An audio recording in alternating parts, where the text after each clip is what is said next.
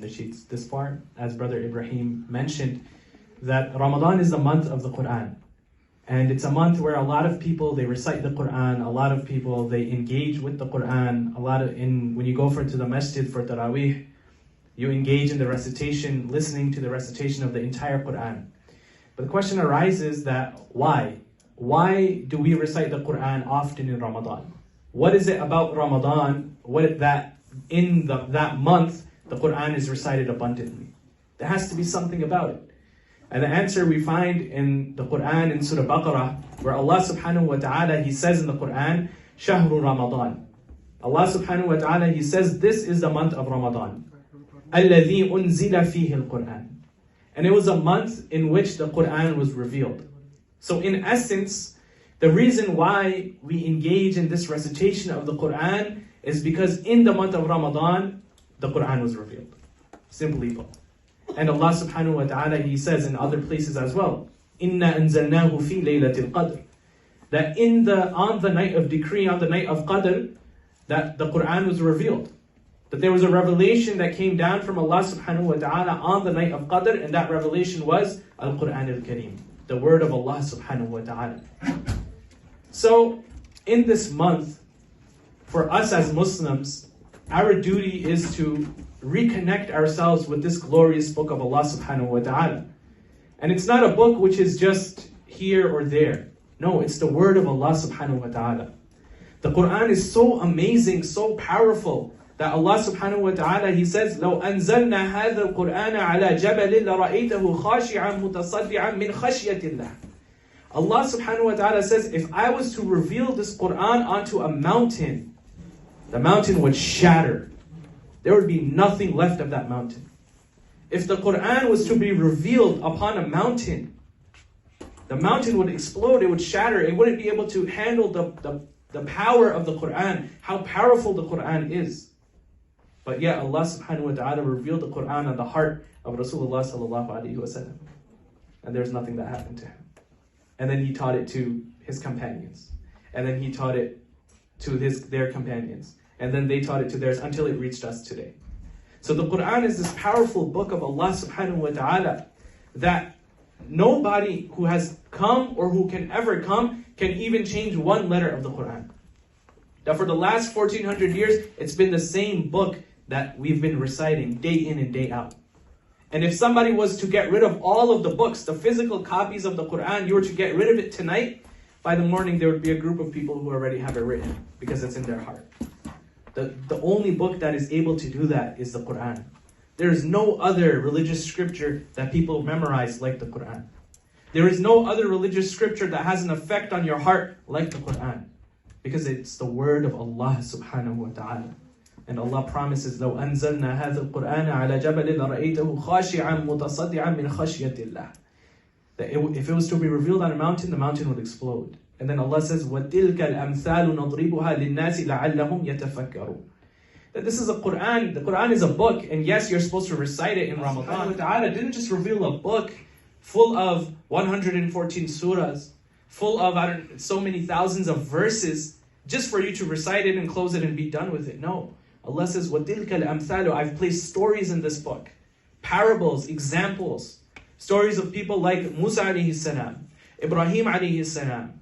Stories about powerful women like Maryam alayhi salam.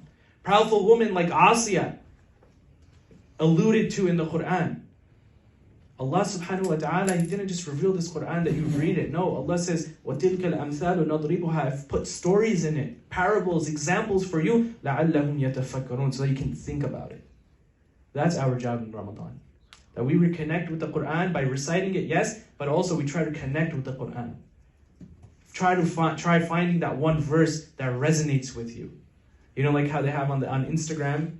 On Instagram, they have those quotes, and you save the quote and you put it as your background. Why do you do that? Because it resonates with you. You feel like you can relate to that. So this Ramadan, try to find that one verse, or multiple verses, or parables, or stories, or examples that resonate with you. That you feel like, I can relate to this. I can take lessons from this. And we can take lessons from the entire Qur'an. The entire Qur'an is full of parables, examples, stories that we can take lessons and benefit from. But the only question is that who's going to open it now and start reflecting? that يتفكرون, start having that fikr, that thought process that, okay, I need to read this verse so that I can get connected with it. That I can start thinking about my Creator, subhanahu wa ta'ala. Not just I recite it just to make mom and dad happy or to make Qari Sahib happy or whatever, no. But I look into this verse and I think about it and I ponder upon it so I can get closer with my Rabb, subhanahu wa ta'ala. Because Ramadan is the time to do that. And Allah subhanahu wa ta'ala, we go back to the verse of Surah Baqarah, Allah subhanahu wa ta'ala, He says, شَهْرُ رَمَضَانَ الَّذِي أُنزِلَ فِيهِ الْقُرْآنِ هُدًى لِلنَّاسِ وَبَيِّنَاتٍ مِنَ الْهُدَى وَالْفُرْقَانِ. Allah subhanahu wa ta'ala, He said that this Qur'an is a clear proof, a clear source of guidance for those who want to pick it up and read it. For everyone. But you'll only get the guidance when you pick it up and read it.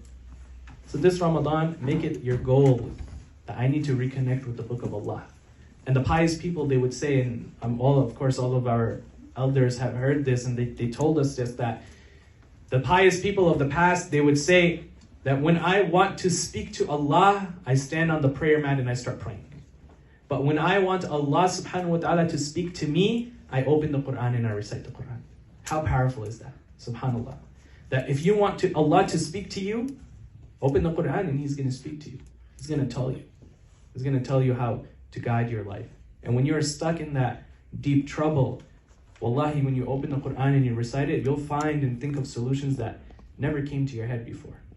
And that's exactly why people can still write about the Qur'an. It's been 1400 years. But has the books of being written about the Qur'an stopped? No. Every day there's a person who writes something new.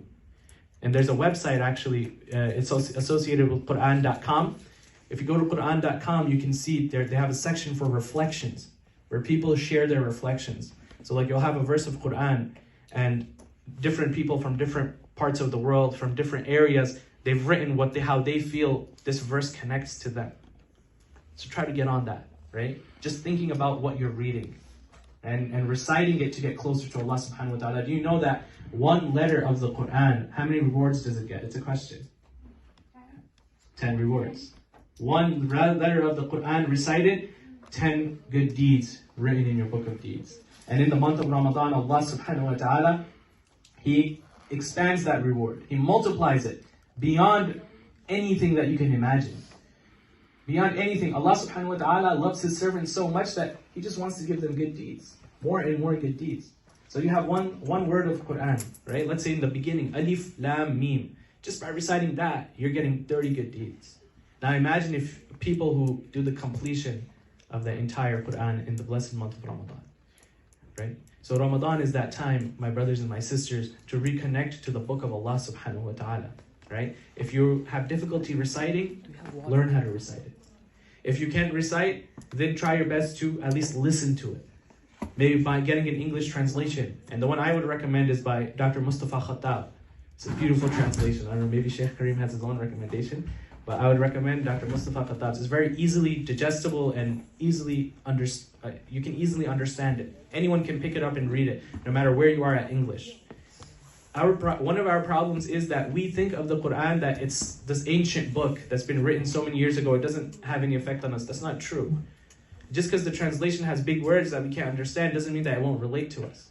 So if you get your hands on it, or you access a translation like the translation of Dr. Mustafa Khattab, that would be very beneficial, right? Very, very beneficial to yourself and to your community, to those around you as well, right? So again, try your best this Ramadan to reconnect with the book of Allah subhanahu wa ta'ala. And remember that Allah subhanahu wa ta'ala, He revealed this Qur'an in Ramadan, and in Ramadan, it's time to reconnect to that, right? And revive that tradition of reciting the Qur'an, right? Trying to understand the meanings of the Qur'an. And remember that quote, that the elders would say that when we want Allah to speak to us, we open the Qur'an and we recite the Qur'an. And we think about the meanings of the Qur'an. That Allah has given you something so powerful, if it was to be revealed on a mountain, the mountain would shatter. Imagine how powerful the Qur'an is. The Qur'an acts not only as a source of guidance, it's a shifa as well, a cure. Cure for the problems of society, cure for physical